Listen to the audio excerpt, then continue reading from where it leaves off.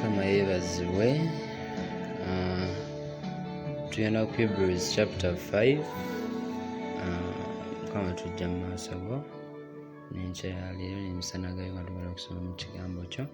Nga tugenda okugabana mu kigambo kyo, jangu weegulumize Mukama, jangu wetwalire ekitiibwa. Tuyambe buli kye tusoma Mukama, buli kye tugabana tuyinza okukitegeera ku buyambo bw'Omwoyo Omutukuvu, tuyinza okukitambuliramu, tuyinza okubyagala Mukama. Twagaze ekigambo kyo, twagaze okussa ekiru naawe. Leero tuyambe n'okubeera abakozi b'ekigambo nga bw'oyogera mu James. Jangu weegulumize Mukama, jangu wetwalire ekitiibwa. Ninyi Yesu Kristo Mwana tusabidde. Amiina. Kati Hebrews chapter 5 In this chapter, the subject of the priestly office of Christ is continued and further illustrated. The Jews regarded the office of the high priest as an essential feature in the true religion, and it became therefore the Jews regarded the office of the high priest as an essential feature in the true religion, and it became therefore of the highest importance to show that in the Christian system there was a high priest everywhere equal to that of the Jews, in his rank, in his character, and in the sacrifice which he offered. He was more than equal to the Jewish high priest, and they who had forsaken Judaism and embraced Christianity had lost nothing in this respect by the change and had gained much. So kati Paul awandiikira wano nga balaga nti olw'okuba nti nga bwe twatunulira ebimu ku ba Jewish Christians oba mu Jewish religion baali baconsidering okuba ng'ebyokulwa nti ba prophets, angels, nga bwe twalaba Musa ne tulaba ne tugamba nti ne ba high priest nabo kubanga be baali bamu. It was one of the main features of the Jewish religion. Kati zonna pa abadde azihandlinga mu chapters ziri endala, ziri features eki nga bwe twalaba nti ziri main features eyajja azitunuliranga mu chapter eno eziyisa mu chapter 1 handlinga angels and prophets, ne mu chapter weziddako neri gye twabye previous nga handlinga Moses, the rest and then chapter 3 nga handlinga Moses, comparing Moses ne Messiah. Kati meno chapter 5 handling the office of the priest. Kati so abalagala priestly office of Christ, era nga abalaga nti engeri ekintu the priest office was one of the important, or was an important feature in the Jewish religion. Abalaga nti it is not lost in the Christian religion. It was of importance that it shows them that in the Christian system there was a high priest also. I think the priest in the Christian system was greater than the priests they had in the Jewish system, both in rank, in character, and the sacrifice which he offered. Kubanga watunulidde bano bawangayo ba priests ba mu Jewish religion bawangayo sacrifices ez'ebisolo that was meant for the atonement of sin, both for them and for the people. Naye na Yesu Kristo yawaayo sacrifice kubanga yali high priest. So abalaga nti Kristo yali asukumye bali ba high priest baabwe, both in rank, in character, and the sacrifice which he offered. Kubanga ye sacrifice yawalumu, he made the sacrifice once and for all and for everyone. Abasaddaaka yagikola lumu nekiggwa, bwe yagikola ku musalaba bwe yatufiirira. That was the sacrifice that Christ made as our high priest, and it was once and for all. So his sacrifice was far better than the sacrifice which the other high priests made in the Jewish religion. Kati pagezaako balaga nti this office is not what? Lost in the Christian religion. Ate abalaga nti therefore those who had forsaken the Jewish religion and had converted to the Christian religion had not lost anything, but instead they had gained much than before. So it became necessary in making out this point to institute a comparison between the Jewish high priest and the great author of the Christian religion. So this comparison is pursued in this and the following chapters.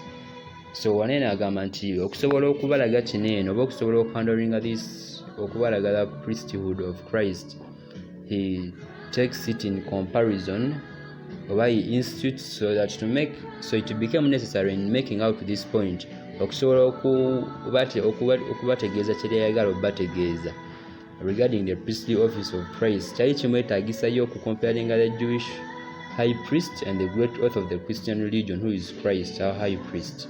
So until this comparison is pursued in this chapter and the following chapters, but the comparison in this chapter is mainly on the qualifications for the office and the question whether the Lord Jesus had them. Naye mu chapter atunulira qualifications, comparing qualifications for the office, qualifications for the office of the high priest, and then the question whether Christ had those qualifications. Kati bya handling ameno chapter eyokutaano. Kati verse 1 to verse 4, he looks at the qualifications of the Jewish high priest. Zabalaga. Then verse 5 to verse 10 is an inquiry whether these qualifications were found in the Lord Jesus, the great high priest of the Christian dispensation. Kati byatunira nga tugenda olaba nti verse 1 to 4 agamba, for every high priest chosen from among men is appointed to act on behalf of men in relation to God, to offer gifts and sacrifices for sins. Nti buli high priest alondebwa mu baana b'abantu, kubanga ba high priest bali balondebwa mu bantu mu Bayudaaya oba in the Jewish religion, nga balondebwa mu bantu naye nga omulimu gwavuga omukwala omulimu gwawe as in it was the relation between men, oba it was omulimu gwe gwali on behalf of the people. Teyatuukiriranga mu maaso ga Katonda kulwa bano abantu n'abaweerayo ebirabo byabwe ne ssaddaaka olw'ebibi byabwe. Kati gwe gumu kugwali omulimu gwe. So he was appointed by God to offer sacrifices and gifts for the sins of the people. And then verse 2, he can deal diligently. So for every high priest chosen from among men is appointed to act on behalf of men in relation to God, to offer gifts and sacrifices for sins. 2, he can deal gently with the ignorant and wayward, or easily version era azigamba easily kwa omuntu ngali easily diverted, wayward, since he himself is beset with weakness. Kati verse twagamba nti alina okuba ndati nga asobola okudiringa n'abantu mu ngeri enkakkamu oba eri gento, abo abantu abatamanyi ate abangu okubuzaabuza, olw'okuba nti naye kennyini abeera subject to the weakness. Kati kyekino nti high priest yalinga muntu, so naye yennyini teyali perfect. Kati olw'okuba teyalinga perfect, he knew he was weak also, so yasobolanga okusympathizinga n'obunafu bw'abalala kubanga yali munafu. So one of the qualifications of the high priest is that he had to be in position to sympathize with the people he's serving. And then verse 3, because of this he is obligated to offer sacrifice for his own sins just as he does for those of the people. Katola kuma nti high priest yali muntu ng'asobya nga tannabagenda mu maaso ga Katonda wala munagana enkadde, yasookanga kukola atonement. He had to make atonement for his sins and then go before God in the Holy of the Holies, then to make sacrifice for these other people or atonement for them.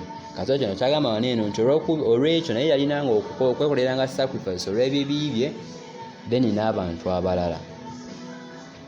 Then verse 4, and no one takes this honor for himself but only when called by God, just as Aaron was. Era ng'alaga nti teri muntu yeteekangako obutibwa bwa kubeera kabona, oba olina agamba eri nti naava eri nagamba nti nze ndi kabona, wabula Katonda ye yabalondanga bakabona era nga bwe yalonda Aaron. Kyagezaako bbalaga. Kati verse 1 to 4 are qualifications of the Jewish high priest. One, yalondebwanga Katonda okuwaayo ebirabo ne ssaddaaka z'abantu